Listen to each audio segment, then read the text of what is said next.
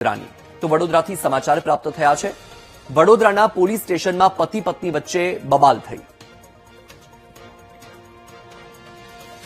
પોલીસની સામે પત્નીએ પતિને લાફો માર્યો। વડોદરાનો આ બનાવ જ્યાં પોલીસ સ્ટેશનમાં પતિ પત્ની વચ્ચે બબાલ થઈ। પોલીસની સામે પત્નીએ પતિને લાફો માર્યો। ઘટનાનો વિડીયો હાલ સોશિયલ મીડિયામાં ખૂબ જ વાયરલ થઈ રહ્યો છે। પત્નીએ પોતાના પતિ, સસરા અને સાસુ સામે અરજી કરી હતી। પત્નીએ નજર સામે આવતા જ લાફો ઝીકી દીધો। સાસરી પક્ષ ભુવા પાસે વિધિ કરાવતો હોવાની અરજી કરવામાં આવી હતી। વડોદરા પોલીસે અરજીમાં જવાબ લેવા માટે પતિને પોલીસ સ્ટેશન બોલાવ્યો હતો।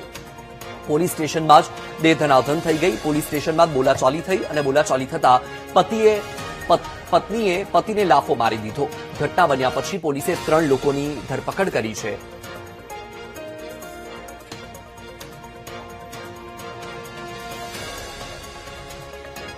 વધુ માહિતી આપી રહ્યા છે સંવાદદાતા માનુ ચાવડા।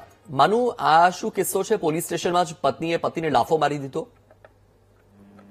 વત્સલ, સમગ્ર મામલો છે ઘરેલું ઝઘડાનો હતો, પરંતુ જ્યારે પોલીસ સ્ટેશનમાં પોલીસે જવાબ લેવા માટે પતિને બોલાવ્યો એ જ વખતે પત્ની પણ ત્યાં પહોંચી હતી અને પતિ ઉપર હુમલો કરી અને એને લાફા માર્યા હતા।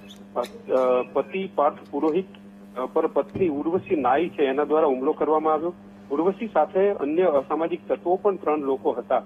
આખી ઘટનાને લઈ અને પોલીસ સ્ટેશનમાં જ આ ઘટના બની હતી એટલે પોલીસે કાર્યવાહી કરી। યુવતી સાથે આવેલા અસામાજિક તત્વો છે મનીષ રાઠોડ, આસિફ ઉર્ફે મુચ્છડ અને સબો રાઠોડની ધરપકડ કરી અને કાયદેસરની કાર્યવાહી કરી છે। પરંતુ પોલીસની હાજરીમાં જ મહિલા દ્વારા પતિ ઉપર હુમલો કરવામાં આવેલો ને એના અનુસંધાને ગોરવા પોલીસ દ્વારા કાર્યવાહી કરવામાં આવી છે। જી વત્સલ। જી, માહિતી બદલ આભાર માનું।